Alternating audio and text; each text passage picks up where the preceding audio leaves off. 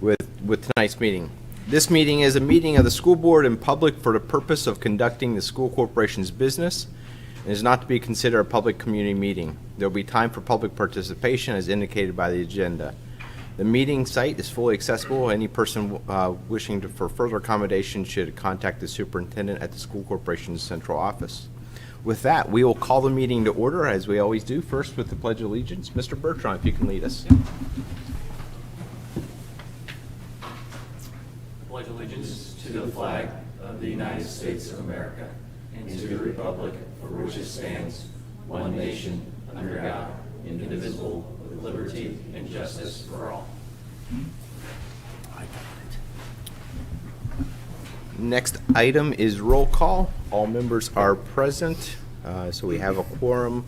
With that, we'll go with the mission statement. Mr. Clauser. Yeah, thank you. Lebanon Community School Corporation challenges everyone, every day to reach a new best. All right. Next, we have a approval of minutes. I'm going to take this, I think, as one item, but in your background notes, it's several approval of minutes for October 8th, pre-formal bargaining meeting, the executive content for October 15th, the regular meeting for October 15th, November 4th, special session, and the November 8th special session minutes. They were all in your background notes. With that, do we have a motion to approve all these agendas? Minutes. All motion. Mr. Hendricks, do we have a second? Second. Mrs. Hutchison, we have a motion and a second. Any discussion? All in favor? Aye. Opposed? Motion carries. Next, we have superintendent's announcements and celebrations. Dr. Thank you. Millman. All celebrations this evening. Just wanted to congratulate the staff, crew, and cast of Newsies this past weekend. It was outstanding performance. I showed up just in time on Sunday matinee for the senior speeches. Not a dry eye, at least mine, in the room as our seniors reflected on their time here. Those are great reminders for why we do what we do. We see, I get the pleasure of being in elementary schools and in kindergarten classrooms and middle school classrooms, and then I get to see these students, in that setting as well. And it's just great to see that maturity and see those students perform at that level. So it was great. Congratulations to Dr. Ottinger and Mrs. Inman. We just finished our on-site audit for Title I. For all of our federal grants, we do a cycle between desktop audits as well as in-person audits. Passed with flying colors. As a matter of fact, and a complimentary email from the Department of Education this week on their work on this, and even shared that they're going to take some of our practices and share them with other schools because they were so impressed. So congratulations to curriculum instruction for that. Congratulations to our culinary arts students. You may have seen on Facebook that they competed in the World Junior Championships, and we even had a single winner, Lexi, as well, right? Like in knife skills, I think it was, and as part of that as well. So congratulations to Mr. Miller, Ms. Merritt, and the students for that. We're very proud of the career technical education program here at the high school.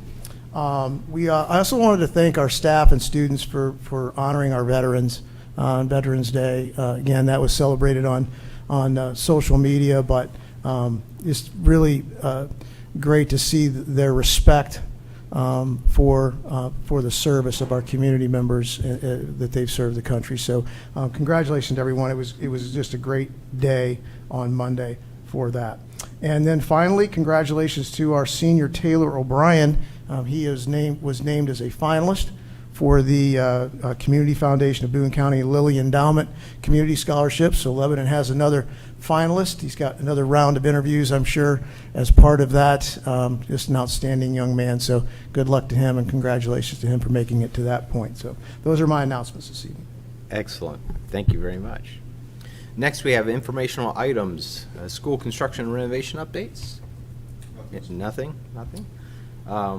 Next, we have the elementary enrollment rebalancing review of options. Dr. Millman. Thank you very much, Mr. Parks. We have provided some options that we're considering. Originally shared a public meeting in November, and also in online communication with our parents and staff. 2 options.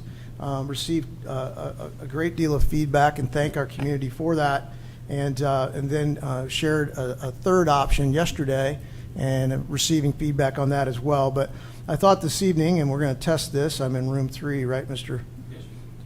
Martin?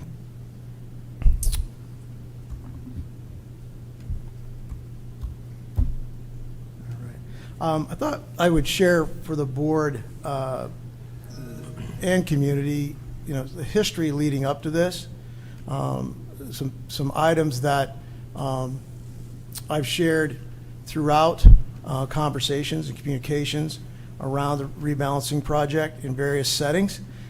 Put them all in one place and in one location for the board this evening, just to remind you and others of what we have worked on throughout this project.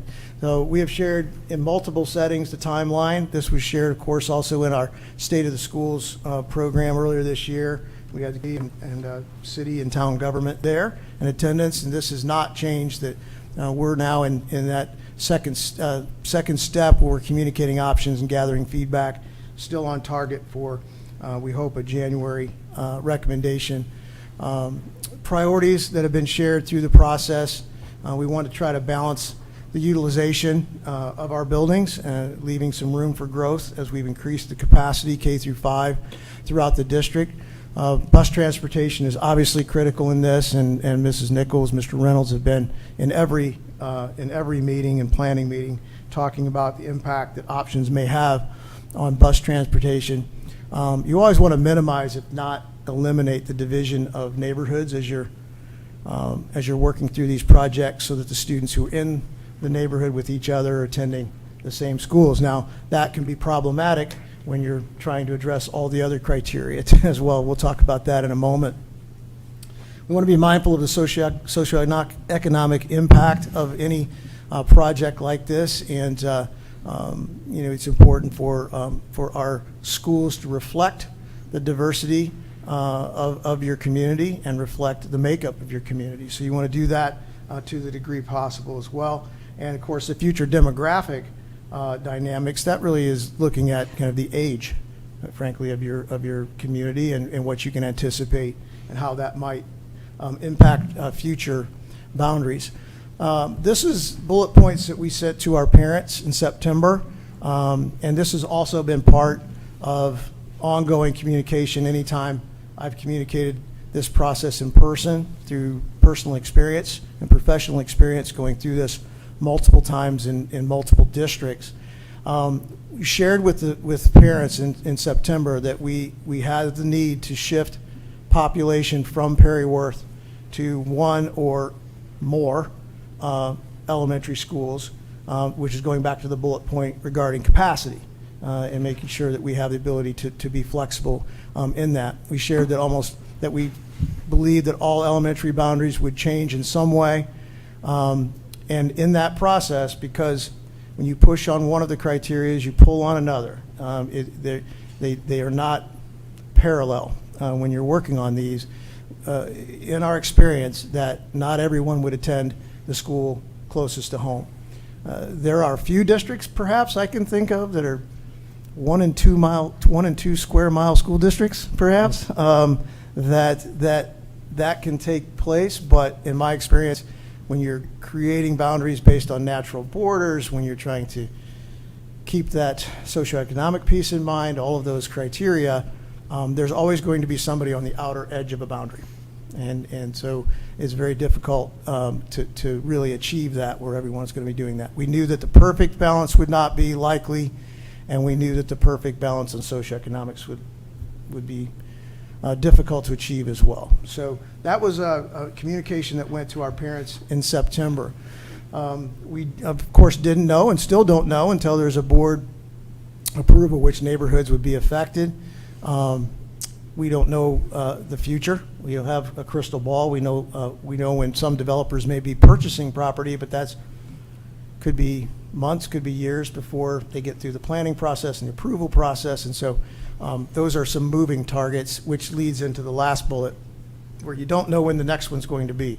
But in this district, it's been decades since it's been done on a level like this. There might have been some, and we'll talk about that in a moment in the presentation as well. Just a reminder, board, we've talked about this in our work sessions. We've talked about this in our retreats. We've talked about it in public meetings as well. Some of you have been in attendance for some of these communications as well. But when I arrived in 2019 as superintendent, I think it was within the first few months, it was in the, came in July, it was in that fall, sat down with both Whitestown and Lebanon governments. And my message regarding this process has been very consistent on behalf of the board throughout this process. I shared that school boards need to look at school districts in their entirety, north to south, east to west. And in this district, there's some changing demographics, there's some changing due to growth, and those have been challenges that we have to look at. But boards have to look at that efficiency piece and fiscal responsibility piece as well across the district.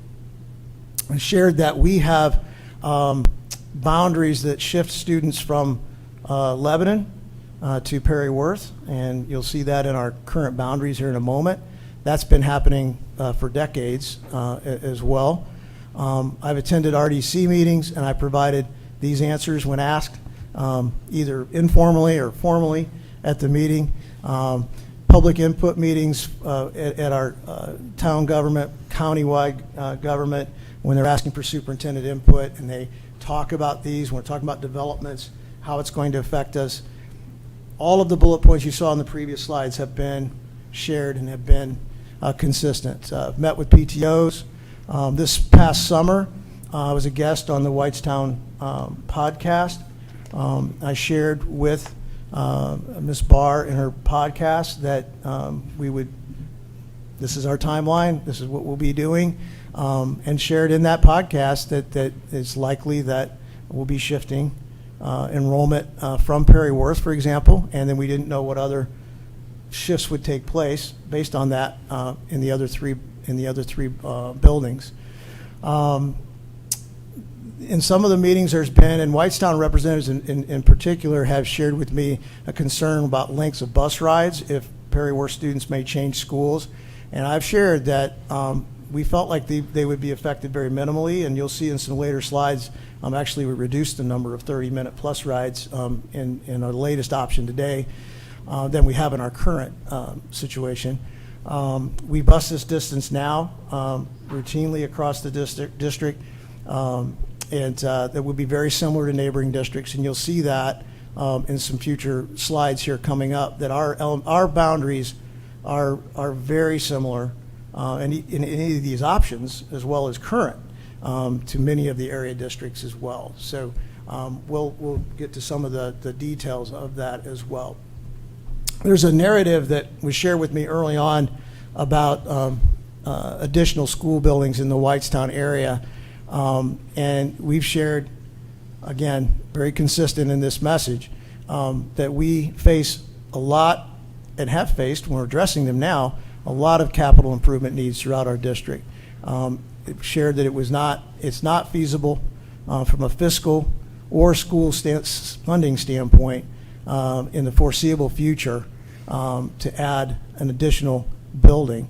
Certainly not from a student support and staffing standpoint. And I've kind of used this metric, right? If we doubled in size today, this district doubled to 7,000 students, we would have approximately 2,100 high school students, 2,150 to be exact, if you do that math. We would not be in a position to be talking about splitting the high school at 2,100. It would not be under the current school funding structure and ability to support multiple extracurricular programming. All that goes with it, 100 acres that would be necessary plus to be able to make that happen. We would not, that's still a 5A program if you're looking at a football IHSA piece, and it's just not a feasible conversation, and hasn't been. In 2019, the school board commissioned a demographic study, and at that time, Dr. McKibben forecast a 3,429 student enrollment for 29-30. Undershot it a little bit, but not by a great deal. You'll see in a later slide. We've updated this last year, and the board has approved 4 continuous updates. So we'll be receiving another one. We were just on email with Dr. McKibben this week, so we should be getting that in the next few weeks. We'll do another 10-year forecast. So we upgraded that to 3,880 for the 33-34 school year, which seems like a long way away, but it won't be. It'll be on us before we know it. We've been facing a lot of challenges from a capital standpoint, but I want to take you back to pre-referendum conversation about building capacity in our elementary schools, which we essentially have added an elementary school. We've added approximately 600 K-5 seats in our current elementary building projects. 4 600 student buildings, Hattie B. Stokes around 575, but a couple flex classrooms. So you're talking 4 600 student buildings that can balance and absorb growth throughout time. I know Mrs. Hutchison was part of these conversations, Mr. Parks was as well. But I just wanted to go back in time and remind the board of the list in addition to adding seats that we were considering right at the time and why the board chose the path they chose. We knew Central had to be replaced, right? 1951 building, outlived its life as a K-5 building. Harney in desperate need of renovations. Enough said. There was a lot of work to be done at Harney Elementary. Recall, board, the $1 law when it comes to closing a building, closing a K-12 building in Indiana. We kicked the tires on 3 mega-sized elementary schools.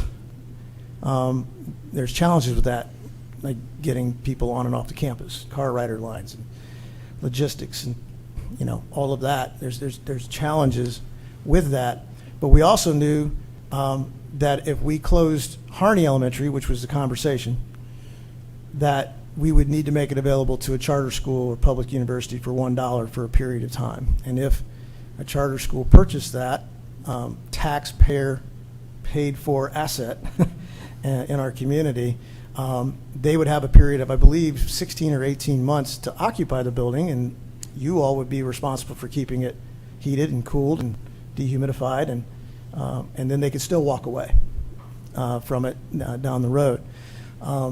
We shared in our referendum campaign that this is not something we were comfortable with and did not want to put the district in that position. And the way our elementary schools are located throughout the district felt like it was in a good position to be able to absorb growth along with the other 3 elementary schools throughout the district. So I just want to remind you of that as well.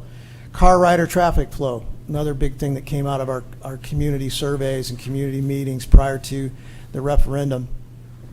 Separating bus traffic from car traffic. Then what happens is you affect drainage, you affect the size of your campus. You have challenges with what you can do with the footprint of the building when you're addressing these safety issues. We need to locate our police officers in the front entrances of the building. Then the board had to look behind us at a 1975 middle school that also is desperately needing to be modernized to be able to absorb growth in the future. And you can see, as you drove by this evening, the steel going up, and we're working on that $60+ million renovation project that's underway at the middle school right now. Do the math on 4 600 student buildings, the 1,200 student middle school makes sense, right, in the 3 grades on that target. And then, of course, we had an outdated transportation center on a campus designed for 14 buses where we put to bed close to 50 buses every night. It's outlived its useful life. Safety is a major concern there. And if you look next to the middle school, you'll see the new transportation center that the board has approved as well. I know these are taking a long time this evening, but I think it was important. We need to relive our communication and our decision-making process leading up to rebalancing. Our challenge also continued when in this building, where a significant portion of this building was not touched in the 2010 referendum. So everything behind us, for the most part, was untouched as part of that renovation project. So we still have 1970s and 80s bathroom fixtures in our locker rooms, and needs to be addressed. A student activity center, which we'll be breaking ground on spring break, puts our co-curriculars and extracurriculars in the same position as their peers throughout the Indianapolis region. And the community said that they wanted us to address pre-K. So we have a facility need there that it also takes a financial commitment from the board. Then in the meantime, in the last 2 years, the state legislature has said to our community, who approved a 15-cent operating referendum in May of 22, they have capped the assessed value that you can levy your operating referendum. So even though our voters approved a 15-cent operating referendum tax rate, statutorily we cannot levy 15 cents. The most we could possibly levy this past year was 12.94 cents. 12.94 cents. So that has a real impact on your ability to capture the revenue that we promised our community we would capture for instructional coaches and for school police officers and all of the things that were part of the referendum. Then the legislature capped our operations fund levy. In the last 2 years, we have missed out on over $1 million in over our 2 budget cycles on operating fund levies. That pays for buses, bus drivers, fuel, lights, roofs, parking lots, pays our custodians, pays our maintenance crew. It's our operations fund.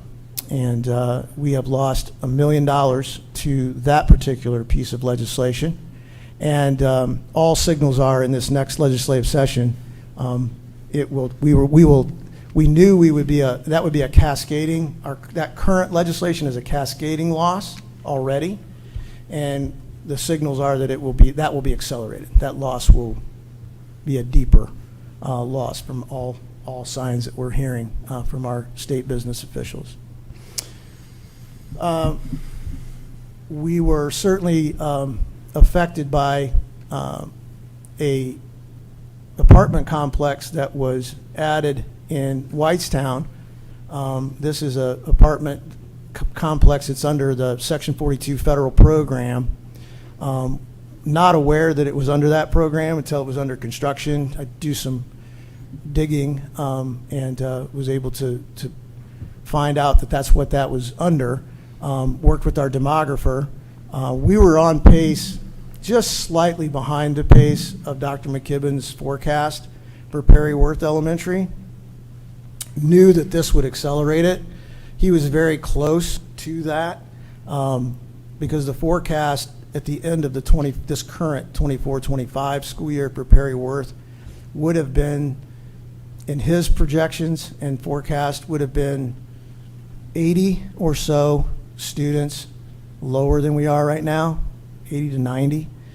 So you can see that right now the particular apartment complex injected 68 students into Perry Worth's student enrollment. I put on the left through our studies as well with our professional partners just to kind of put it in context. So in 2023, in the Perry Worth attendance boundary, the apartments were yielding 0.188 students per unit. There were 176 apartment units at that time. I think it was 33 students coming from 176 units, which is a yield of 0.188 students per unit. The district yield within that attendance boundary was 0.203.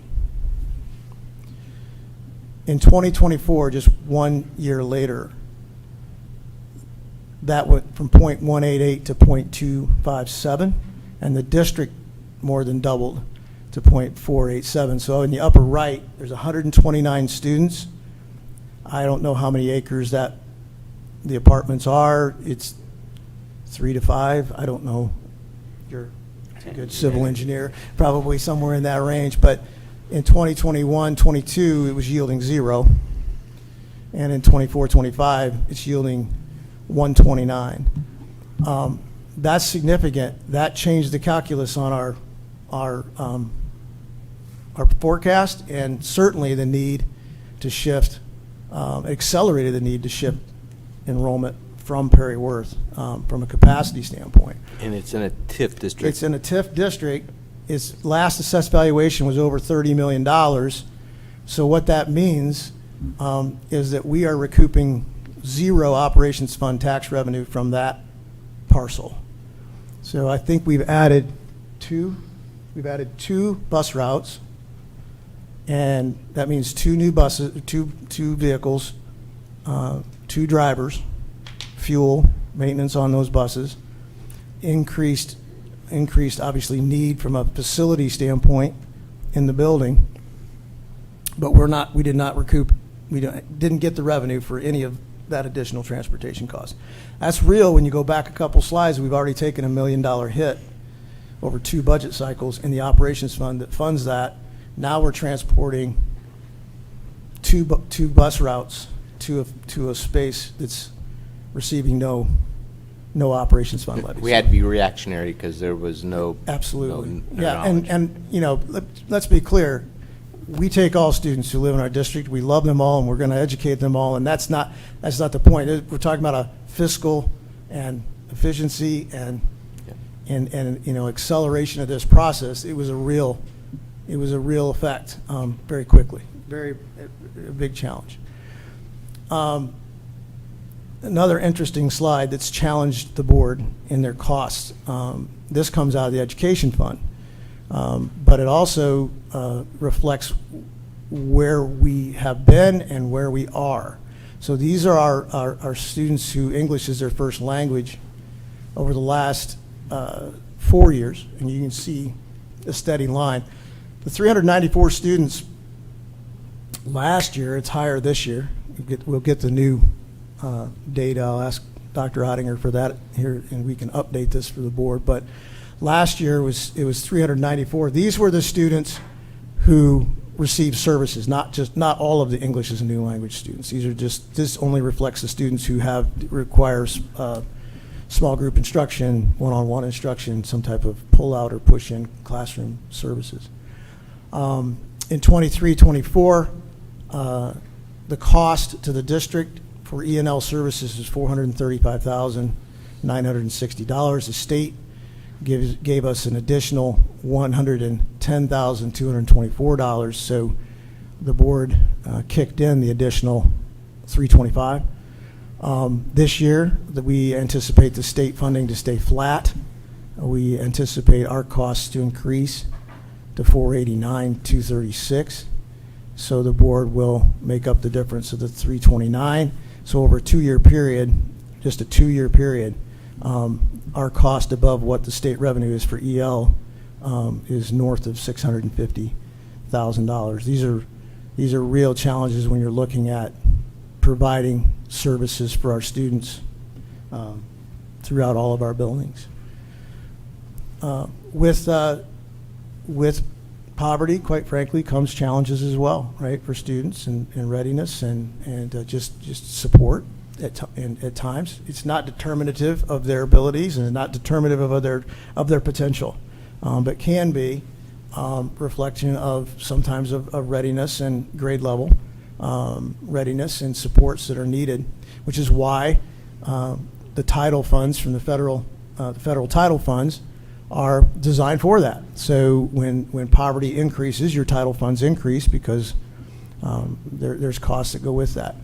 We have seen a 21% increase in the Title I application center's definition, which is really, it's close to free lunch calculations. It's calculated a little bit differently. There's some other factors in there. A lot of it has to do with direct certification for services, SNAP, TANF, things of that nature plays into that. So these are numbers that are not speculative. These are folks who are applying for those services. And you can see at Perry Worth, you know, when I arrived here in 2019, that was 23%, and now we're at 40, call it 40%, right?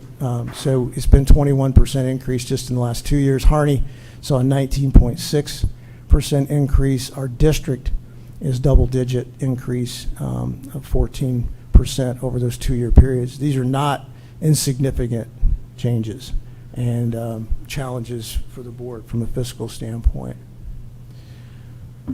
So as you began to make your decision, right, you knew you needed to be able to pivot and address the growth throughout the district. We've continually shared that we want to have equal facilities for all K-5 students, which is what we've been embarking on over the last 2 years. We shared consistently that we knew the boundaries would change.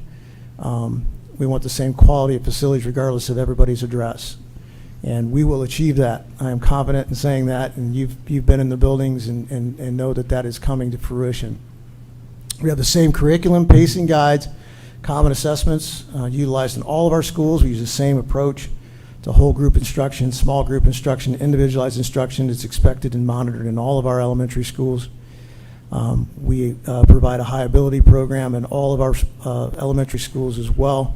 And we've just shared those needs that we talked about in those other bullet points. The one that I haven't shared yet is that for quite some time, Hattie B. Stokes has been the home for all of the district-wide special education services. That's a lot of case conferences. That's a lot of support for our special needs students. So we're addressing that in this rebalancing project. We'll be moving our intense interventions, which you may know is emotional disabilities district-wide program, functional behavior rather, programs to Central Elementary beginning next year. That's been designed into the physical design space and blueprint of the building to support the students with those needs. The life skills students will remain at Hattie B. Stokes. The facility is built for them there, so they will remain. That will be the only self-contained special education program at Hattie B. Stokes. The developmental special education preschool will be moving to Central as well. There's six kindergarten classrooms in that building. So until we get the pre-K building finished and we make some decisions around that, developmental preschool will be at Central for at least the next 2 school years. We received some questions similar to this, like why not like 2 huge buildings or 3? It wasn't feasible. We talked about the $1 law. We need to be able to react. It makes it a little bit more difficult to do that when you don't have the buildings spread out throughout the district. It just isn't good practice to have, we would have a need to have like one 250 student district or school, 300 student school, and maybe a 900 student school. Just not equitable, quite frankly. We don't have the physical space. We don't have the acreage. We don't have the property to do that, to get people on and off a property like that and be mindful of everything else. Mr. Dennis reminded me today that if we were to purchase property, that school boards are required to pay the market rate for properties. There's no special purchase rate for school boards. So if it's going for $70,000 an acre, that's what we're going to be expected to pay. At minimum, a comfortable footprint for an elementary is 25 acres. So before you even put the first shovel in the ground, you're taking 25 times whatever that market rate is in an area for property. So a huge challenge, obviously, for the district as well. So just some reminders again of why we've been in this process. So the process for options, this Mr. Cropper from Cropper GIS shared this with us. We've covered most of these. We want to, we want to make sure that we're using the capacity to its most efficient. We want to consider economic diversity. We talked about that. Close proximity is to the degree possible when doing that. And it's not split neighborhoods. So I took the liberty of just kind of talking about when we sit down and look at this with our professional partners, let's look at school utilization first. So And in these options, Perry Worth is still over 70%, in a couple options, close to 75% utilization. I think with the yield studies of single-family dwellings, we're still going to be in pretty good shape, for some years to be able to handle that. But then you look at that economic piece, then you just basically start moving out. Like we're trying to balance socioeconomic, be mindful of that, and you start moving away from the 4 schools. And you say, okay, well, we don't want to split a neighborhood. And then you bring transportation in and say, how's this going to work? Because I could bring something to our transportation department and say, hey, this might work. And she'll say, yeah, but I have to go 3 miles north to go over the river, or I have to go 4 miles south to go around an interstate interchange. And she brings that lens to the conversation, and now what looked good on paper isn't feasible. So that's just kind of the sausage making of all of this, as you try to create these options. And then, of course, as I said, natural barriers, and they're not natural, but railroad tracks is a barrier. Rivers, they are really, I guess, influential in this process. I go back to one of my previous districts in working through a rebalancing project. There were only 3 streets that crossed the river in that district. So you were going to go north or south to go east and west, regardless of what you were doing. And it played into the transportation piece quite a bit throughout that process. I've shared this in multiple slides and multiple presentations, just reminding the board where the center of the district is. So that's the kind of the yellow star. The blue dot has actually moved a little to the east and a little south over the last 2 years, and that's where all of our students live. That's the center. If you were to draw the geographic center of all the addresses of where our students live, that is the center of the district today, or as October 1st was there. So I think it's interesting. It'll be interesting to see when the district begins to grow residential to the east, to the west and north of Lebanon, whether that begins to inch back to kind of its original location back to 2023. So we'll have to kind of keep our eye on that. Our current boundaries, right? Central, Harney in yellow. Sorry for those folks who are colorblind. Hedeby Stokes is in purple, at least in my world, and Perry Worth in green there. Perry Worth has a huge footprint currently as well.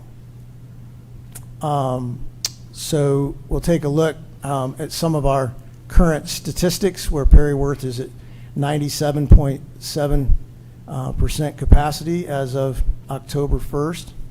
You can just see those capacities where Central and Hedeby Stokes are certainly under the average of the district. So just to remind the board, green means that the numbers within 10% of the district average, 10 to 15% is yellow, and above 15 is red.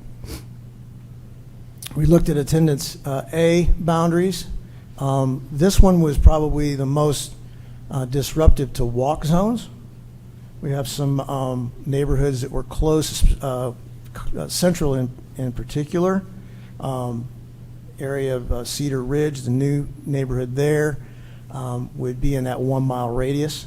So it had some challenges with it. I don't need to dwell on this. You've all typed in your addresses, so you know how this all works, right? So you've seen them. So that's the utilization. It did help us with the utilization size, but we had some challenges with socioeconomic piece. I'll share that we've shared the race and ethnicity on each of these iterations, but we really have focused on the socioeconomic piece when it comes to the rebalancing piece.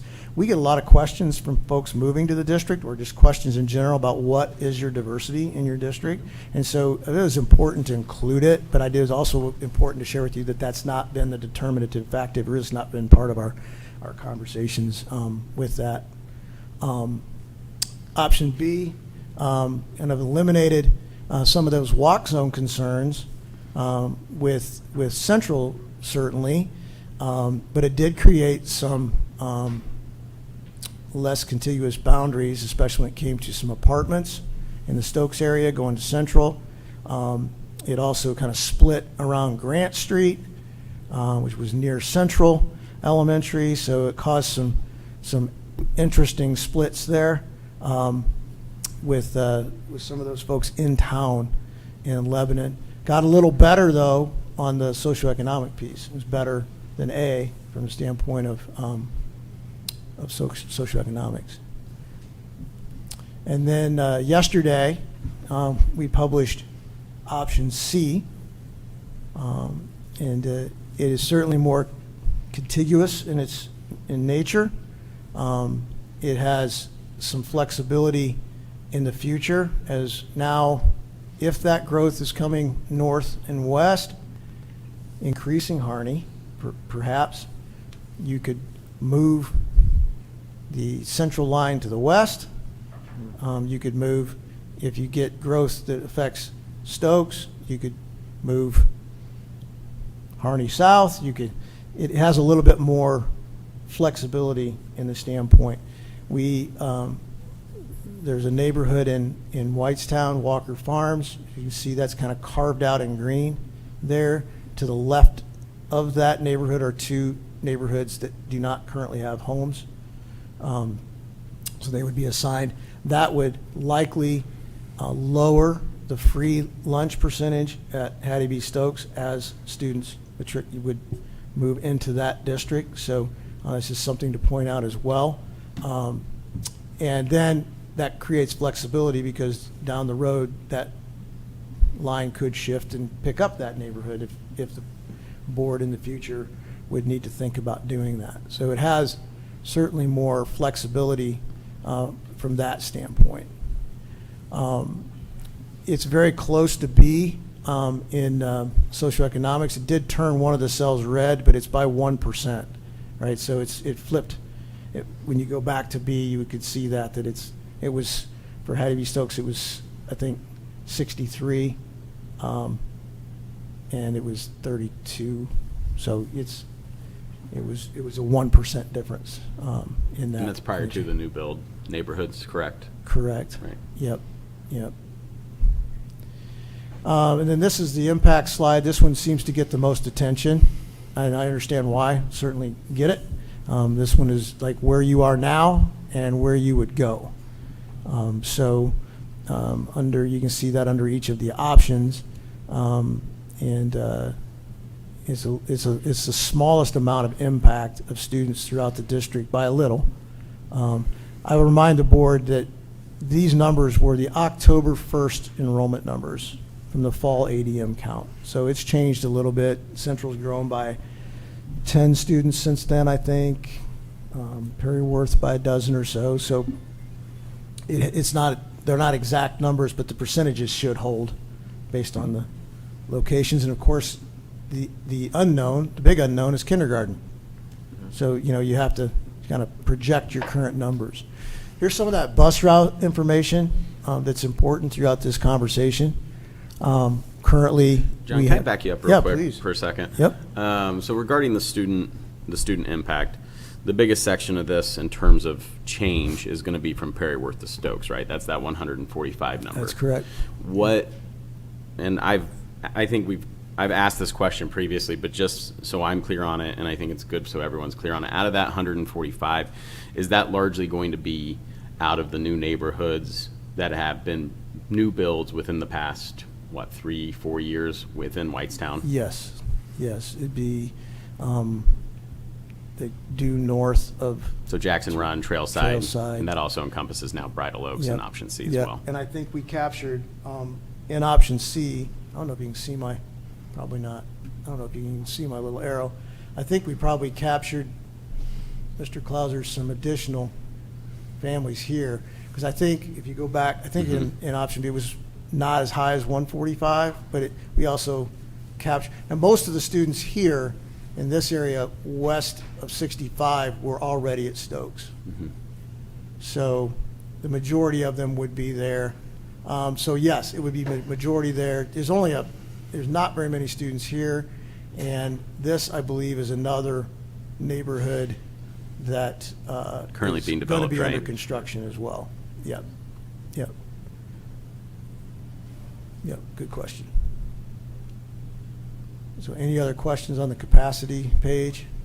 Or, I'm sorry, the impact page?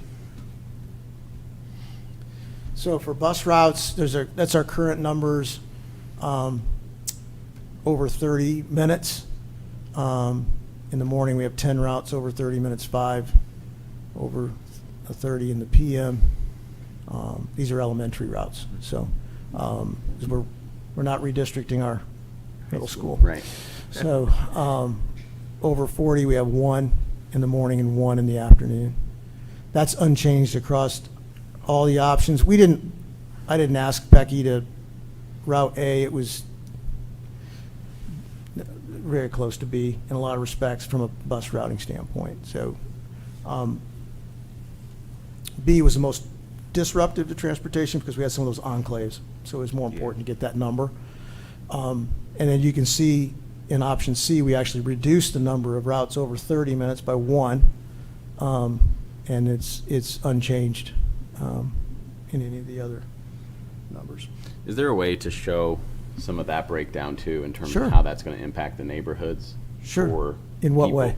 In terms of, what that number looks like, for instance, we'll use Walker Farms as an example. If that Yeah. were to change, is there a way for families who may be wondering, what that may do as they're typing in their address, Sure. going, shoot, this Yeah. is going to impact me. Yeah. And I would like to know what that looks Yeah, like.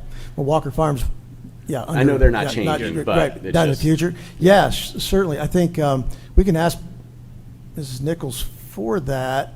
I think one of the reasons it's not as long a route, you're going to make 3 or 4 stops. You're not going to make house-to-house stops, right? So you're going to make 3 or 4 stops, and it's one shot, no stop to the school. And those will basically be grouped by the neighborhoods Correct. effectively? Correct. I think back to my son getting on the bus at the corner, there's kids walked to one stop sign and maybe a dozen students got on the bus, and then there was another stop and a dozen students got on the bus, and then it's one shot, right, to the school. So that's typically when you're in neighborhoods, that's how you pick it up, but that's a good point. So they would be given a pickup point, which would be, on their street, and however many houses down to that corner. Shared this in multiple settings as well, but just kind of give you a look at where Lebanon is and our footprint, how it compares just from a general standpoint to the central Indiana area. We're not the biggest and we're not the tiniest. We're kind of the porridge in the middle there. We're just like, about the same. Our friends to the west, Western Boone, I'm not sure everyone realizes that Western Boone stretches around the city of Lebanon to the north all the way to the Zionsville line, Zionsville city and school line. Yeah. So we did a little research on their bus routes. They transport pre-K through 12th graders on the same bus. And all but 2 of their routes are over 40 minutes. I think they had 21 routes. Half of their routes are over an hour, and in the morning. In the afternoon, all but 1 of their 21 routes is over an hour. So to give you some perspective of what our neighbors are experiencing. I think Mount Vernon's probably as close to our makeup as any of the examples we pulled. They have 1 high school, 1 middle school. They're getting ready to open an intermediate school, but it's on the same campus as the middle school. So wherever you are in that building, if you have a 5-6 student, they're going to be bused to basically to the end of that arrow, or they're going to be attending a school next to the tip of that arrow. So I think Mount Vernon's a very, very kind of an apples to apples kind of look. And they're also a 4,000 student district. So we're very close in size. We're very close in footprint. So that's one to look at. Logansport was one I shared as well. Centralized in one area, and so folks have to come in from the edges to school in Logansport. So I thought that was an interesting one to share. Thanks to Mr. Reynolds for putting these together for us, by the way. Noblesville is a large school district. I mean, Noblesville is spread out, and they do have some schools out in the rural areas, but not too many. So there's quite some distances being traveled in Noblesville. Having experience in Noblesville and Hamilton Southeastern, my time there, we talk about, does an address or the town of your address line up with your school? Well, Hamilton Southeastern serves students from Fishers, Noblesville, McCordsville, Fortville, right, and all of those addresses, and their district goes all the way to the Madison County line. So it borders Pendleton Heights to the north. And there's all of their intermediate schools are right really in the heart of Fishers. So, and they're beginning to build out to the east of Noblesville, so now they're experiencing very similar distances that we're talking about in any of our configurations. So Noblesville is a big footprint. Zionsville, they're beginning to grow north. I think they're going to be having to answer some questions. I don't look for them to be splitting their high school anytime soon. I doubt if they're going to be splitting their middle schools in talking to folks there. So there'll be very similar commutes and bus routes from the northern tip of Zionsville, which is, again, I'm not sure everybody realizes how far they stretch to the north. It's a pretty big footprint. Yes. I also mapped from Eagles Nest to a middle school and to the elementary schools. They're very similar to any of the options that we've discussed, with the exception of A and B, probably closer to C for things like the neighborhoods Mr. Clauser you were talking about. Very similar drive times from the west side of the district to like Boone Meadow Elementary, for example. And then I thought this was an interesting one. We talked about trying to avoid enclaves. Brownsburg is like you do it because demographics change. People age out. Dr. McKibben reminds us that people tend to stay in their houses 15 years after their youngest child graduates high school. So that's why you get enclaves like this. They probably had neighborhood schools where the red was probably a bigger red patch at one time, and then their students matriculated out of the elementary. They don't have elementary kids anymore, and now they got to bus them across town because they have to do that, which is another reason why you don't want to put a school inside a neighborhood. That's not a good practice, because the neighborhood's going to age out, and then you're going to end up having to pull pieces and parts to fill your school and driving through a neighborhood of that. Danville, one middle school, one high school. Again, I think it's a pretty good comparison to us from a standpoint of travel time, right? So again, just showing our times between our elementaries, who's the closest to the center. They're all very similar. Hattie B. Stokes is the closest to the student center of the district. If we were even had the ability financially and otherwise, as we talked before, to add a building, I would venture to believe it would be closer to the center of the district than anywhere else, because of all the things we talked about. We have to be able to pivot, right? So Lebanon High School and middle school, similar to Mount Vernon, is basically what that says. And our times between those schools and the geographic center of the district are similar to all of our neighbors as well. And so I felt compelled to share that as well. And then we found some old maps of our district. And so this is through the mid-'80s to the '90s. I had a great meeting today with two former Perry Worth principals, Jerry Bohannon and Steve Williams. And I wanted to get a little history of the district and what they had encountered as principals. Mr. Bohannon shared with me that he was there from 68 to 75 or 76 as principal. And for 3 years at Perry Worth, without the expansion, without additional classrooms, like the Perry Worth before we started adding classrooms, for at least 3 years in a row, he had 629 students. in that building. No kindergarten class under 30. Multiple classes over 40. No instructional assistants. It was kind of the equivalent of a colleague who had been there and done that telling me I used to walk to school uphill both ways. Yeah, yeah. And he said it all with a smile on his face, right? It was all about serving the kids. They had a classroom in the media center of like 20, 25 kids. He said that place was packed. They had kids everywhere in that building. Did I they just have can't. temporaries as well? No. No? Oh. No, that's why I had 40 kids in a classroom. I don't know how you put 40 kids in a class, but he did. They did it for 3 or 4 years. I thought it was a very interesting conversation. So maybe we can bring him back at a work session, just let him reminisce. It was just great to talk to him. But I just wanted you to check out Perry Worth's footprint in the mid-'80s and '90s. Obviously, that was before the current Stokes Elementary was open. And then we talked to some folks. We can't find the map because in the early '80s and beyond, until we got computers, the maps were on paper or they were a bulletin board with push pins. So we don't have a lot of good maps to be able to go back and get. We didn't have a cell phone, so we couldn't take a picture of it and save it for forever.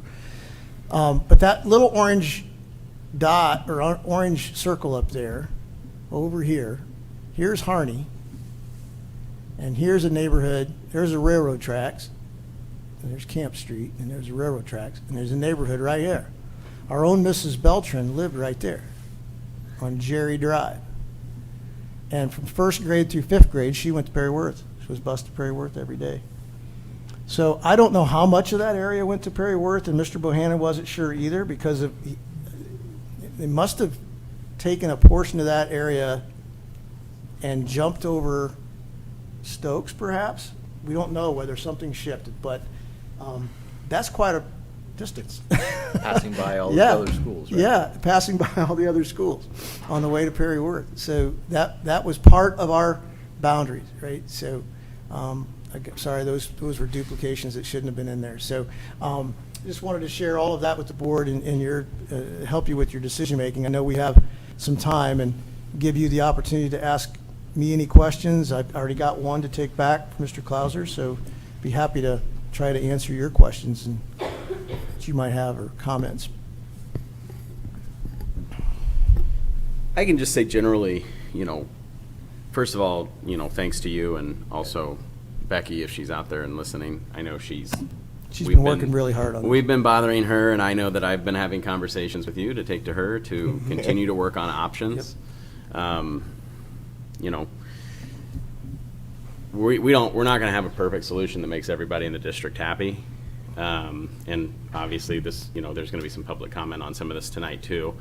But as someone who lives in Whitestown in 2017 when I moved in, I was promised by my realtor, you guys are going to have your own school district and got to be less than 3-4 years maybe. And, I had no reason to think any differently until I actually started to get involved and you start learning about the numbers and you start seeing how it is. And then as a board member, going even further beyond that, when you get, the real deep dive into everything, it is where we're at is not going to be accommodating to that dream that I think a lot of people in Whitestown, I don't want to say they're fed it, but I think it's something that is a common thread that's constantly pulled on. I don't know where it started. It was there when I moved to Whitestown. But I think it's still something that is believed by a lot of people moving into the area. Obviously, when you look at the numbers at Perry Worth is at 612 students right now, 95% of its utilization rate. Something's got to give. It's not sustainable because at the same time we're having this conversation, we also have conversations about how we need to try and release some of the pressure from our teachers because, we do get complaints about our class sizes. Now, we work our best to keep our class sizes down, but you can't keep growing one school, maintain your class sizes, maintain, how that system runs. So this is a reality that I know is going to be unpopular. I know I'm going to be a very unpopular person, I'm sure, in my area, but I hope that in doing this, and having these conversations, everyone will keep an open mind. We have great schools. We have a great new administration at Stokes. We have a great administration at Perryworth, new administration at Perryworth. We have a great great leadership at Central, Harney, across the board. I know that they would all be happy to meet with and talk to families who are rightfully concerned about how this is going to impact their lives, because I'm not going to sit here and tell you it's not going to. So, I encourage everyone who is feeling that way or wants to have those conversations to reach out, to our administration, to Dr. Milliman's office, to, and see how we can coordinate this. I know that we've already talked about how part of the reason why we're on the deadline that we are is because we are going to want to have that opportunity for parents to do tours of the buildings and the facilities and do meet and greets with the teachers, do meet and greets with the, principal, vice principal, all those things. This isn't going to be a painless process, but, our hope is that we can show you why we are where we are and what our logic is in getting there. Because we're probably not going to be able to provide you with the best solution in your mind initially when you hear about rebalancing, which is closest school. Because that's the first thing we all think of. That's the first thing I think of. Won't lie to you. There's a lot more that goes into it than that. So I just hope that everyone will keep an open mind and continue to work with us. Obviously, we are taking your comments to heart. We put this option C together, not haphazardly. We put in a lot of time, and I know that I was making phone calls and asking people to work extra hours beyond their regular day-to-day to do this. So we are trying to listen, happy to continue to do so as this process progresses. So thank you, everyone, and thanks for the people who are here tonight to talk about this and those who may be listening online. It is a constant tension. I mean, everything in it's a tension of push and pull and trying to maximize that or reduce the utilization provide as much headroom in those areas where we are growing the fastest too. And that's a tension in itself, right? To be able to do that and then so many unknowns. If we had a crystal ball, I mean, we have comprehensive plans, we have all this other stuff, but even that just doesn't change that one Right. change that we have no control of. We have to just try to be present when we can, and this is all very reactionary. I mean, this is a lot of planning, but we have to react to the ever-changing demographics, ever-changing population centers of our district. Right. So it's and you hope that it's as many year process or project as possible. One more statistic that's interesting to your point. So I gave some yield study data on the apartments. So at the same time in 2023, and that's not going to change really in 2024, but the single family housing yield is what's really going to drive this conversation. And I think that really any of these three options, but I think certainly C addresses to the highest degree. The yield, and I'll use the Perryworth number because it was what I was looking at today. The yield per single family unit for a home between $299,000 and $500,000 assessed value was 0.125 per unit. Now, when I was in elementary school, your yield was probably 0.7, 0.8, maybe, every house had a kid. Every house had a, people are having less children as a rule now. That's a big factor in it. There's other factors Dr. McKibben has shared, but 0.125 per unit. So you think about neighborhoods, even though they're slated and planned for 200, 300, 400 homes, at 0.125 in a 10-year, 15-year, 12-year build-out, you get kids who might move in that are in elementary, but by the time another phase of that same neighborhood gets built, they've already moved to middle school, right? So you're really kind of filling and emptying, and as it grows, you may fill, but 30% headroom, to use your phrase, at Perryworth's a pretty good number when you think about a 0.125 single family. Now, barring any other like section, what was it, 42 type situations where you're going to drop 129 students into your enrollment in 2 years, barring anything like that, then you really can begin to manage that a little bit more and be able to be flexible, so. And we have, I know when we first started, you talked about doing or bringing in a demographer every 5 years, and we upped that to annually, just to keep it growing. So as we knew this was approaching, Yeah, it's we obviously aged have up. it has, It's yeah, obviously and it will aged up. continue to again be changing. Yep. So we appreciate all the work, and I've kept them on the phone as well, and talking about different. Can we do this? Trying to anticipate where growth is going to happen and capture that land that's not yet developed, to minimize the amount of individuals affected directly right now, right? Knowing we have to affect some, but try to anticipate for the future. So. Thank you.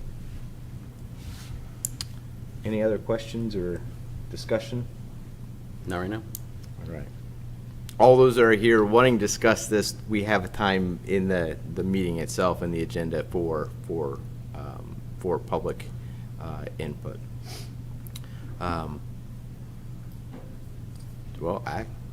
Next we have item number 5, consent agenda staff matters. Thank you, Mr. Parks. I believe we're starting with our classified staff this evening. Asking approval of new hires 802 through 811, resignations 812 through 817, and terminations 819 through 821. In the certified staff this evening, asking approval of 2 transfers, numbers 238 and 239, leave of absence number 240, and resignation number 241. A bevy of coaches. How about if I just say a bevy of winter coaches, I believe at the middle school and the high school this evening, or are these all high school this evening? Middle school and high school. So it's the slate of middle school and high school coaches. They'll be in the minutes. And with that, we will separate this out, the vote, where we will, because Mr. Hendricks is a basketball coach as well. So what we will be doing is approving the classified and certified as one ECA motion. separately. And do ECA separately. So with that, do we have a motion to accept the staff matters classified and certified as provided in our background notes? All motion. Mr. Hendricks, do we have a second? Second. Mr. Clauser, we have a motion and a second. Any discussion? All in favor? Aye. Opposed? Motion carries. Now separately, we will do the ECA. So do we have a motion to approve the ECA as provided in the background notes? All motion. Mr. Bertrand, do we have a second? Second. We have a motion and a second. I only have one problem. Yeah. I'll abstain. Yeah. So with that, we'll, all in favor? Aye. Opposed? Abstained, 1. So motion still carries. Next, we have consent agenda business. Oh, that's right. You're right. Pause me. I wanted to take a moment, as we customarily do when we are appointing a new administrator in the district, to congratulate our newest member of the administrative team, Jana Wagner. Jana, you want to come on up here? Congratulations. As the board, you did get a unanimous vote, so pressure's on. Yeah. Jana's taking over for Mary Dickerson, who's retiring at the end of the semester. I wrote this down so I wouldn't forget. Mary Dickerson's will have completed 31 and a half years with the district, 19 years as a teacher, 12 and a half years as assistant principal. Mary's done pretty much everything we've ever asked her to do in the district. She's only been at Perry Worth since I've been here, but she spent time at the middle school, at the high school, wherever she's like our Swiss Army knife, I think, as an administrator. So we thank her certainly for her service. Jane has been with us for 19th year as well, And so I'm going to let her talk a little bit about that experience, what she's looking forward to, and introduce anyone special she might have with her this evening, okay? Thank you. All right. I had to prepare because I knew I would get all tongue-tied if I didn't. So first, I just wanted to express my deepest appreciation to the school board and administration for entrusting me with this responsibility. Your confidence in my abilities mean a great deal, and I am committed to proving worthy of this trust. To the teachers and staff for the schools that I've been in, and I've been in 3 out of the 4 elementaries. I look forward to supporting the incredible work and collaborating with all of the teachers and create the best possible environment for our students to learn and grow. Their dedication to education inspires me daily. So to the students, they're the heart and of why we're all here. I'm excited to work alongside them and to learn from them, help create an environment where they can thrive academically, socially, and emotionally. To the parents and community members, thank you for being such engaging partners in education. Strong schools require strong community support, and I'm eager to build upon these vital relationships. And to my family, my husband's here. My daughter unfortunately got sick right before we came, so she wasn't here, but I wanted to, have always been my biggest supporters. Ryan and Abby, your unwavering support, patience, and understanding throughout my educational journey has been my foundation. So I'm honored to join the administrative team and excited to work with everyone here and excited to what we'll do together. And I'm grateful to be part of it. Thank you again for this opportunity, and I look forward to our school community in this new capacity. Excellent.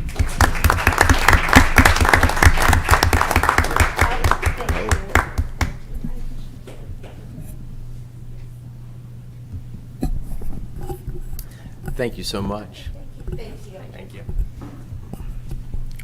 Now we can move on to consent agenda, Yes, right? thank you. Important stuff now. Out of the way. Consent agenda, business matters. Mr. Dennis. Thank you, Mr. Parks. Included in your background notes are the monthly financial report that shows our year-over-year performance as well as this calendar year. I will preface this. We are up and running with our AP automation software finally. It was a long haul to get that going. I bring that up because you'll notice that the spend for October 24 and 23 are almost identical, which should not be the case because we have been giving raises and we have been increasing benefits.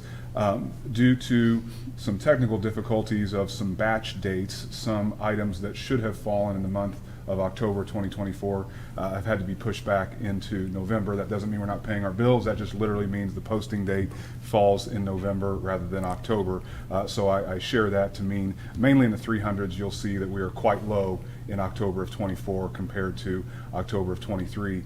We should be much closer to where we were in October of 23 in that particular series of object codes. I share this mainly to prepare you for the December meeting when I share the November financials that they may appear artificially high.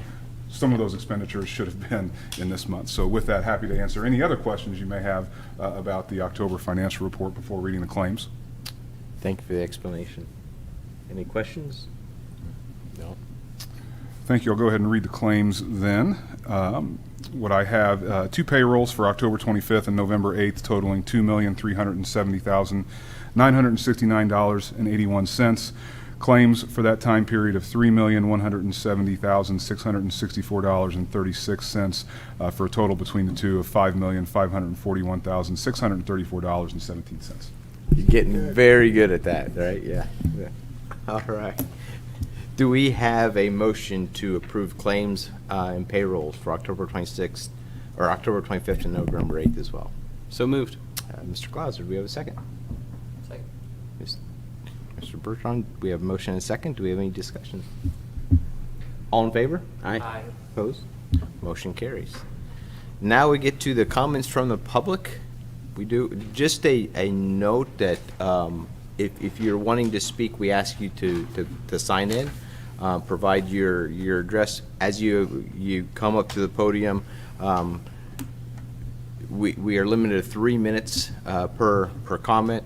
We ask you to state your name and your address to begin with, so it can be again on the record and be heard by all those who are listening online. So first, we have Cheryl Hancock.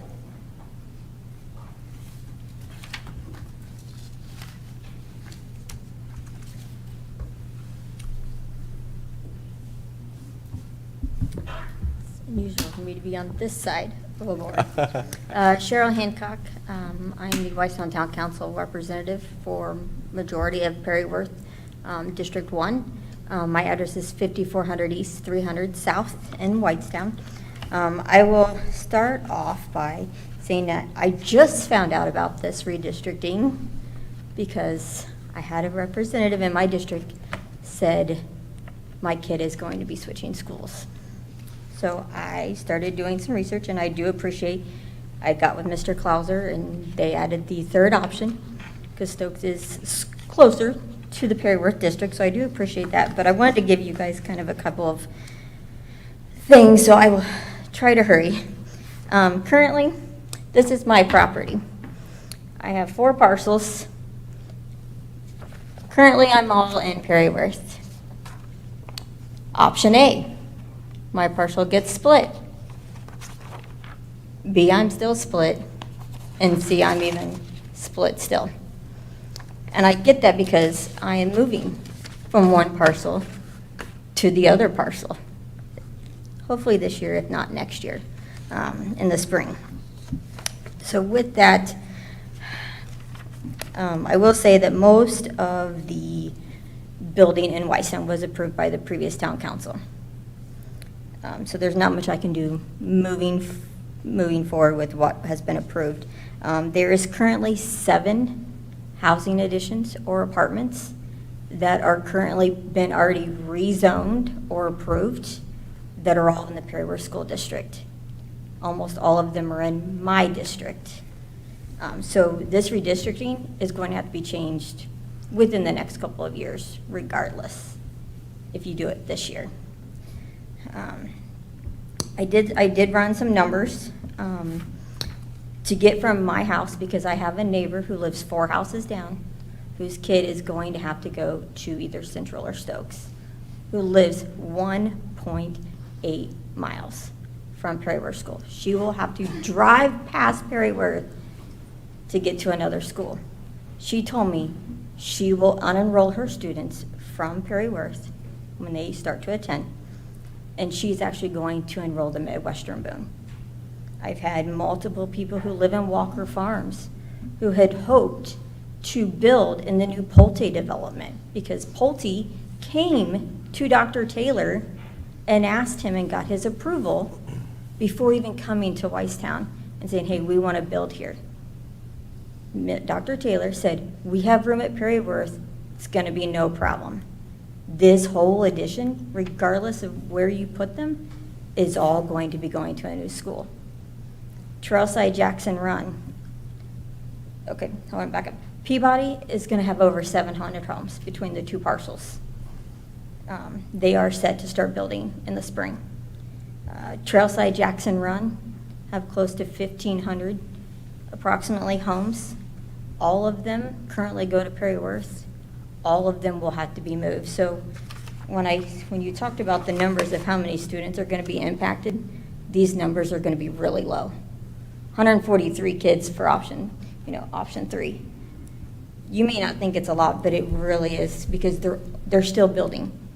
They're not even halfway done in either one of those 2 subdivisions alone. Trailside to Perryworth is 3 miles, 6 minutes. To Stokes is Yeah. 7.5. All right. We do have our 3-minute time. sorry. So I appreciate it. And the other thing I want to make a note of, we do not comment. You can send comments and questions to Dr. Millman, and yeah, we will. Thank you very much. Next, we have Shelby Haas.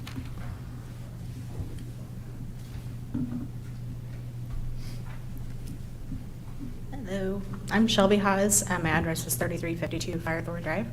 I do live in Walker Farms, so I personally won't be affected by the rebalancing, but I have a lot of friends that will be, unfortunately.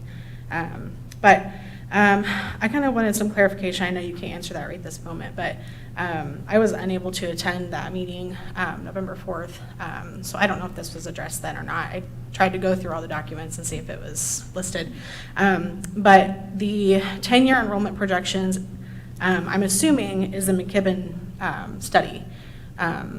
that was put out. And I've been really skeptical of these numbers ever since I saw them, because I'm in the building a lot, and I hand out a lot of the stuff that goes in mailboxes. I know how many kids we have.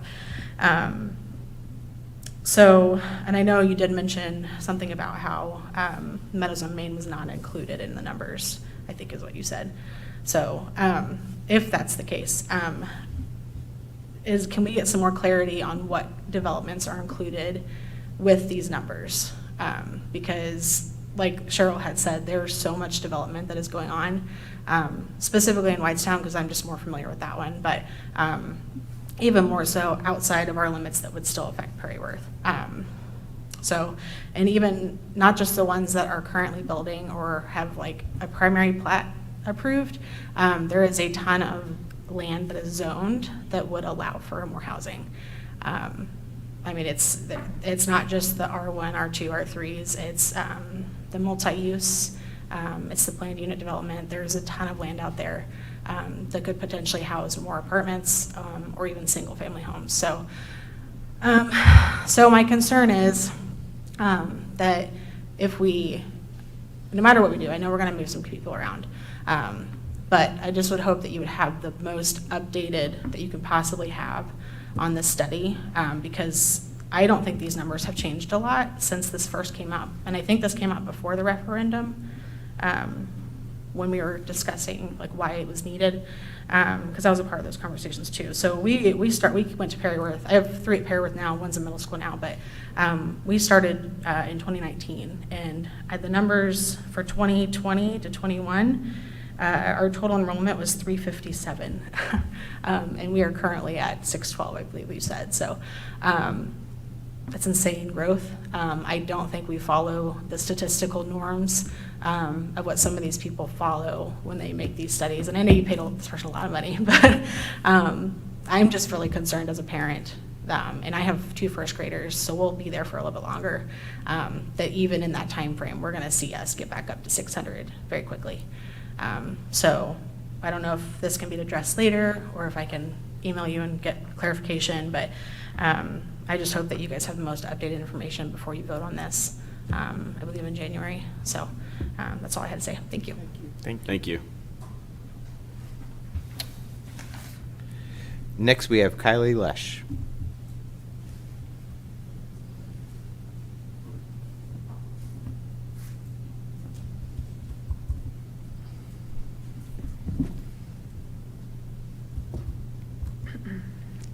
Hello, my name is Kaylee Lesh. Kaylee, and- sorry. No worries. My address is 6914 Wolf Creek Court in Whitestown, and I'm a part of the Jackson Run development. And just to build off of what was already mentioned, my daughter is a kindergartner currently attending Prairie Worth. Both A and B have us going to Central. C now, I think probably came from a lot of the feedback that we gave. Having us at Stokes, it's still only, I mean, it's 14 to 15 minutes away still, so only saving us about 3 to 4 minutes.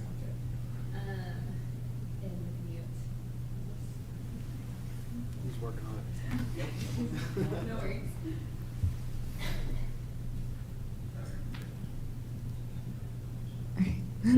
Okay, so yeah, a lot of my feedback that was given talked about the issues with this, how much it's going to change for my family. We honestly will not be able to do it.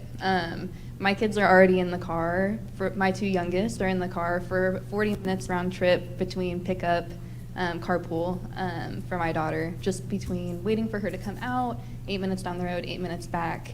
Adding the trip to Central or Stokes is a lot of time for little ones in the car. Waiting for her to get off the bus. I know we talked about bus times. Right now, the earliest bus stop in my neighborhood is about 4:12 to 4:15. A lot of times, the kids are waiting at the elementary school for the bus to get back from the high school and middle school drop-off. So obviously, I'm not the transportation person. That's going to be a lot to work around the distance. I'm worried about bus drop-offs of 4:45, almost 5 o'clock in the winter that's dark. Kids are going to feel like they're at school all day, can't play outside, can't make it to gymnastics, church activities. I know we mentioned that there are people in the district who have commutes that are very long. These are rural homes. They knew that. They've either lived there for a long time and have been in their district for a while, or have bought and get the benefit of being in a rural area. Our neighborhoods are big, and like Councilwoman Hancock mentioned, Jackson Run will more than double. And one part of it is actually another big townhome community. Trailside is not finished either, so the number of kids you're busing that distance is a lot more than the number of kids you're currently busing that distance in the rural areas, because these are suburban kids, suburban neighborhoods that you're busing very far. So that's one of my concerns as a parent. I've talked with my neighbors quite a bit.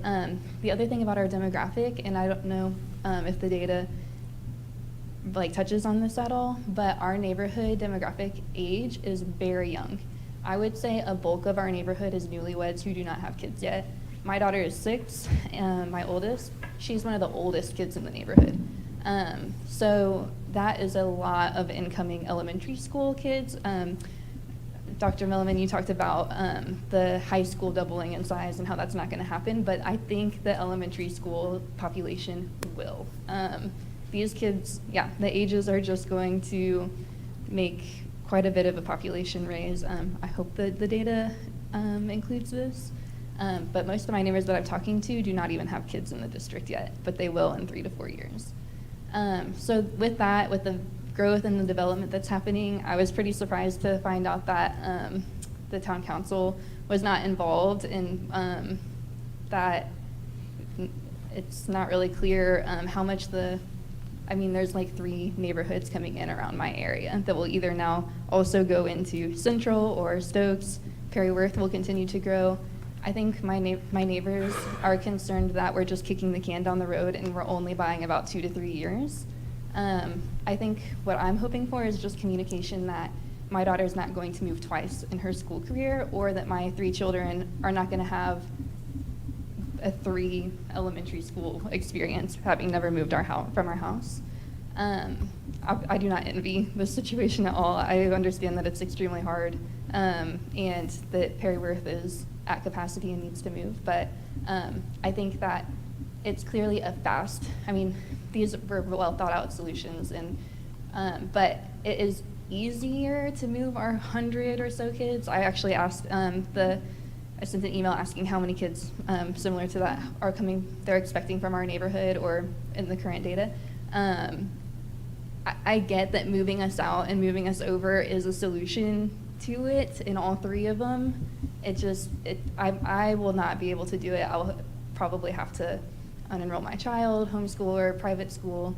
I don't know. So anyway, just came forward with this to voice my concern in person. A lot of this was in what I wrote in feedback, but I think that that's just what we're hoping will be communicated from the district, is that we're not just going to keep being tugged around. And so thank you. Thank you very much. Thank you. We do not have anybody else that has signed up to speak. If you could.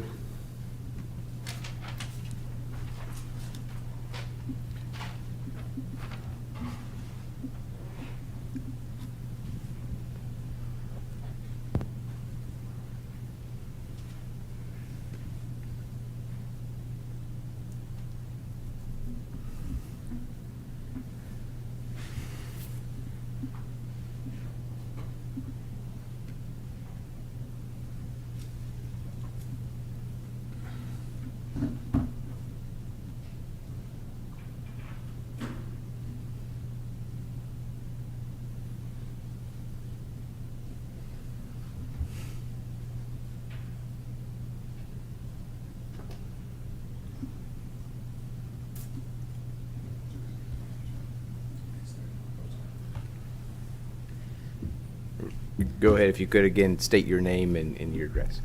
Vinny Albano, 6946 Spring Creek Drive in Whitestown. We're in the Jackson Run neighborhood. Thank you guys for having us tonight. Just addressing the school districting, of course. So we're just a little disappointed in the options.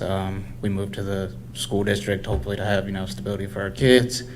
So yeah, we're hoping, maybe there could be a Rev D for an option for south of County Line Road 200. I know that, I believe it was Mr. Millen said that Jackson Run, is kind of lower population of students over there. So we're hoping maybe there could be a Rev D to keep our kids at Perryworth.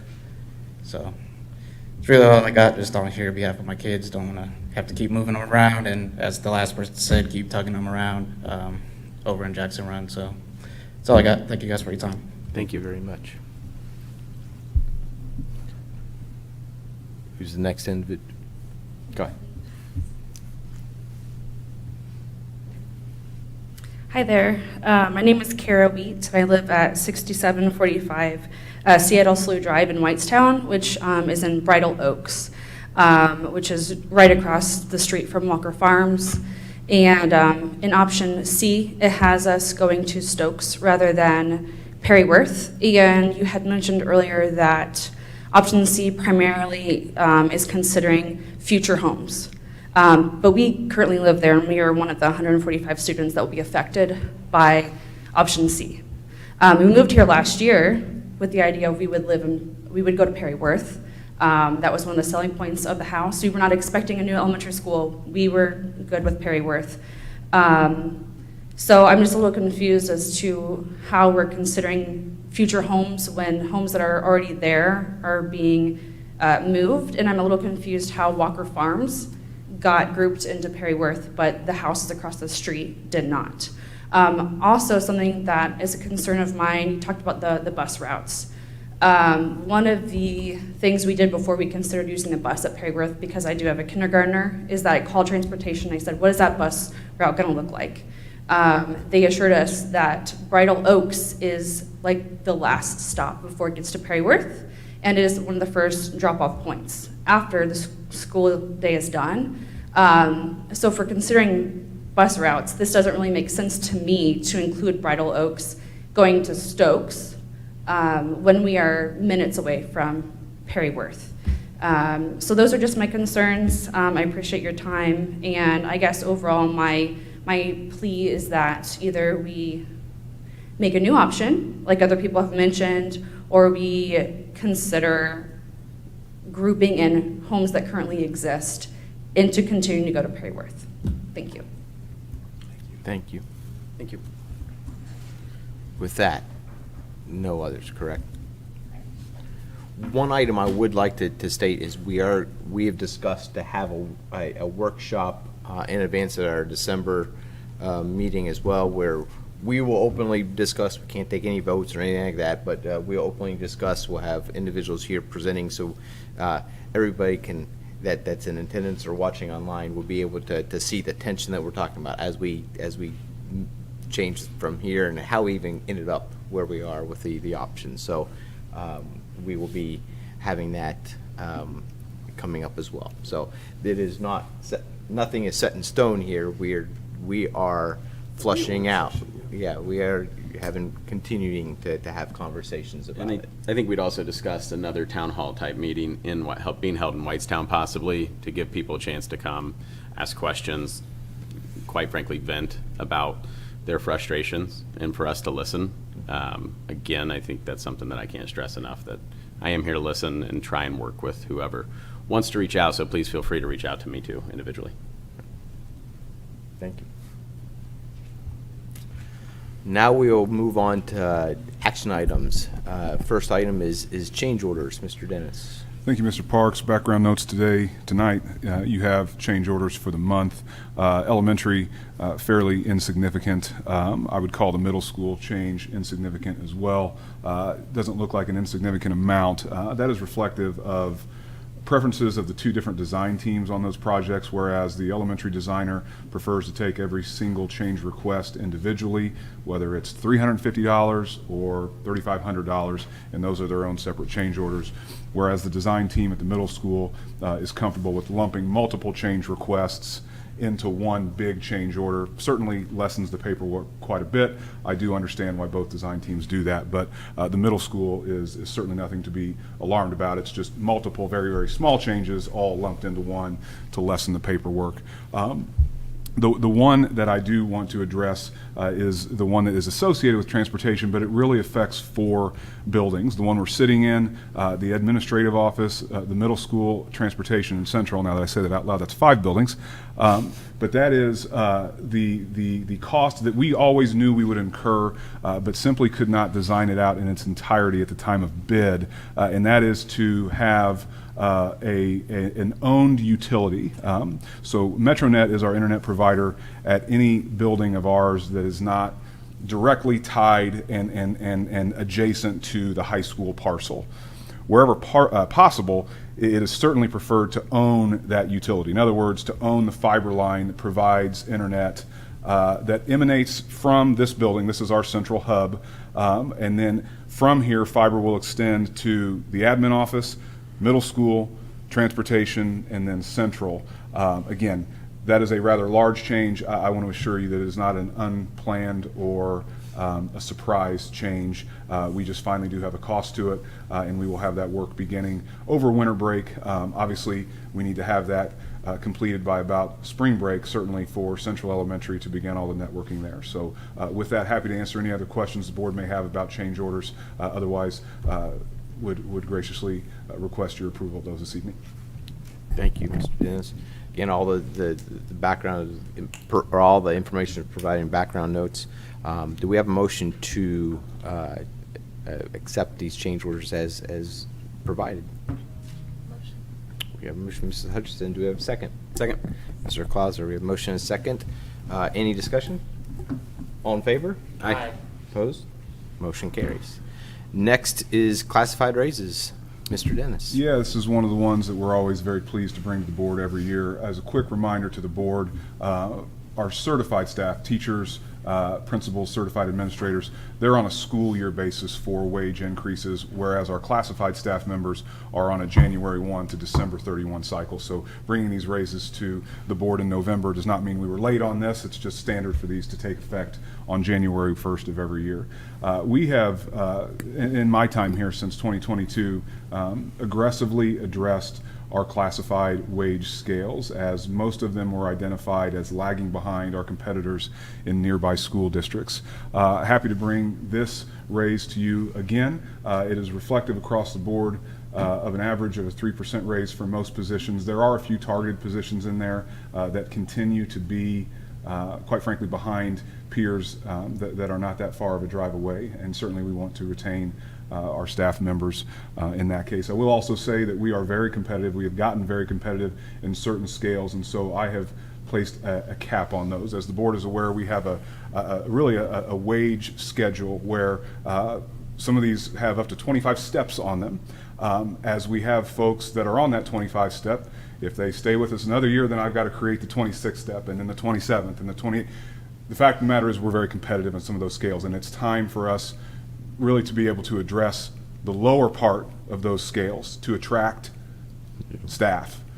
That's difficult to do if you keep adding a step each time someone stays here another year. So for a few of the scales, some of which are in transportation, others are administrative assistants, where we're very competitive, recommending a cap on those. Doesn't mean those staff will not get raises. As we change those scales every year, they will get the value of that new scale. They just won't be making the step and scale, that diagonal movement, if you will, on those scales. So again, happy to answer any questions on these, but happy to bring these classified wage increases to you this evening. All right. With that, do we have a motion to approve the raises as provided, as read? All motion. Mr. Hendricks, do we have a second? Second. Mr. Clauser, a motion and a second. Any discussion? All in favor? Aye. Opposed? Motion carries. Next is outer drive purchase agreement. Thank you, Mr. Parks. Bringing to the board this evening a purchase agreement for real estate for a parcel that's adjacent to this property. As the board is aware, and we've discussed this evening, we will have a student activity center that will begin construction right over our right shoulders come March. And that is utilizing the land that we own as efficiently as possible, and we are placing that activity center on our property. Fact of the matter is, we have an adjacent homeowner whose landscape will change drastically once that project is complete. And furthermore, that homeowner, unbeknownst to that homeowner, their driveway is actually halfway on our parcel. So that further impacts, where the city would allow us to place that, meaning, you can imagine if our property line was not on his driveway and a little bit, on our property, that has impacted how close this will be. Furthermore, I think this is a wise strategic move. It is my wish, and should the board approve this evening, this home would serve as our construction trailer. We will have a construction crew, our construction managers on site for 20 months. And their option at that point is either to move a double wide trailer somewhere on this property, and that is part of the fee that we pay to our construction manager. And as it were, it's about $10,000 to $15,000 per month for that double wide trailer to be on our property. As you can see, the purchase price of the home, which of course Dr. Milliman mentioned in his earlier presentation, has to be the median of two market value appraisals, came in at $214,000. I'm sure the board can do the math. $10,000 to $15,000 times 20 months. This is a wash on the project fund. And furthermore, we, as a school corporation, acquire land as a result of this, whereas after 20 months, that double wide trailer would just be hooked up to a tractor and wheeled off our property. So I believe this is a wise fiscal decision and best utilization of the resources. So happy to answer any questions the board may have about the purchase agreement as written. But if the board approves this evening, we'll get this in place and hope to close early in the month of December. All right. Do we have a motion to approve this purchase agreement? I'll motion. Mr. Bertrand, do we have a second? Mrs. Hutchison, we have a motion and a second. Any discussion? All in favor? Aye. Opposed? Motion carries. Thank you for that outside-the-box thinking, actually. Yeah. Next is a grant of utility easements. Thank you, Mr. Parks. As is often the case with brand-new construction, so transportation and Central Elementary, we obviously have a desire to hook up utilities to those facilities, and rightfully so. Lebanon Utilities has requested an easement of access on both of those facilities.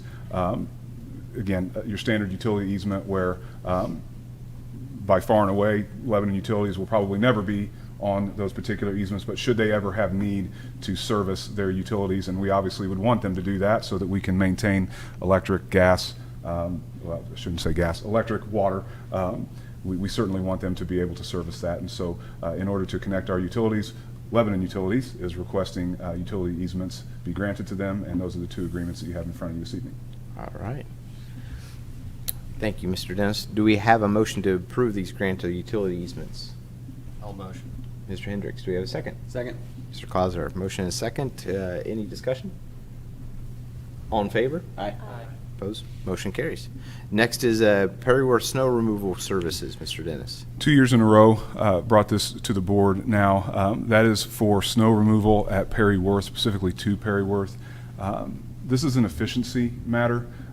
With the crew that we have and vehicles that we have to remove snow across the district, to ensure that parking lots and sidewalks are clear. Obviously, during a 2-hour delay, we know that students are going to be pushed back 2 hours, but we obviously would welcome teachers to show up, perhaps, if they choose, at their normal contract time. We are not able to get all of the acreage that LCSC is responsible for plowing done without the help of an outside vendor. And so we secured 2 quotes. This by far was the most competitive. Is a bit more costly than last year. However, the arrangement last year was not to the level of service that I expect. And so bringing you the new company this year that will take care of salting and plowing at Perryworth to ensure that those lots and sidewalks are safe for staff and students as they arrive. All right, thank you. Do we have a motion to adopt or approve the snow removal services contract? Mrs. Hutchison, do we have a second? Second. Mr. Hendricks, we have a motion and a second. Any discussion? All in favor? Aye. Opposed? Motion carries. Next is a replacement of poles at LHS football field. Thank you, Mr. Parks. Bringing you this evening a replacement of the 4 light poles at the football and track stadium, as well as the, I guess it'd be called a speaker pole that's right behind the press box. Those poles were installed in 1969 and as such have reached the end of their usable, safe life. And so bring to the board this evening a replacement of these poles. Luckily, we did have some dollars left around from the 2021 general obligation bonds. The size of this contract is one that would just fall short of the public bid requirement, however, does fall into the category where 3 quotes would need to be procured unless, and this is the case, we can find a cooperative purchasing agreement, which Musco is part of the Sourcewell cooperative purchasing agreement. And so as such, it's basically been publicly bid already. They've given their best price. So this absolves us of acquiring the 3 quotes. Furthermore, Musco was also our light provider for those poles. And so there is certainly some efficiencies to be gained from a very familiar vendor working on the same poles that they were 5 years ago. All right. And that would begin? Polls are an 8-week lead item, so as soon as they receive, I'll be making a purchase order for this tomorrow. I would imagine work would begin in January at the latest. Okay. Do you have a motion to approve the replacement of the poles at the football field? Motion. Mr. Hendricks, do we have a second? Second.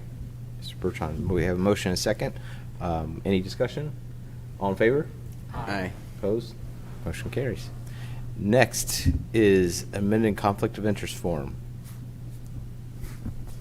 Do I take it? I get. I think it's in front of the board. This is what we've discussed earlier with the ECA, that extracurricular Mr. Hendricks is going to be serving as a basketball coach as well. So every year at our January meeting, we adopt or would put any type of conflict of interest form in. Because it's a change for this year, we are modifying it, and so that's what this is. And it will be then signed and filed at the clerk's office. Yep. So, with that, do we have a motion to approve this amended conflict of interest form? Move to approve. Mr. Clauser, do we have a second? Second. Mrs. Hutchison, motion is second. All in favor? Aye. Opposed? One abstain. Yeah. Motion carries. Next is the Angel Fund donation. Thank you, Mr. Parks. Happy to share that an anonymous donor has come forward to donate $10,000 to Hattie B. Stokes Angel Fund for lunch balances over a period of time, and they prefer to remain anonymous in their donation. However, it is clearly above the $1,000 threshold requiring board approval, so respectfully requesting your approval of the $10,000 donation from one of our anonymous patrons. And it is anonymous. I don't know the name. I wish I did so that I could personally thank them. It's unbelievable. Do you have a motion to accept this Angel Fund donation? So moved. Mr. Clauser, do we have a second? Second. Mr. Bertrand, motion and second. Any discussion? Wonderful. Thank It's you. wonderful. Awesome. Thank you so much. Great Yes. schools, great communities is not just a slogan. Wish we had something to send Absolutely. or a thank you note to, right? So, all in favor? Aye. Opposed? Motion carries. Next is an Airmark donation. Yes, annually, Airmark Corporation provides the district a donation, I believe, as part of their agreement. And this is the time that they're donating that. This would go in what's affectionately known as the Coke Fund, but it allows some discretionary funding from that, but typically it can help us with conference registrations and different activities that might involve students and or staff to support our work. So, All right. Do we have a motion to approve this donation from Airmark? All motion. Mr. Hendricks, do we have a second? Second. Mrs. Hutchison, do we have a motion and a second discussion? All in favor? Aye. Motion carries.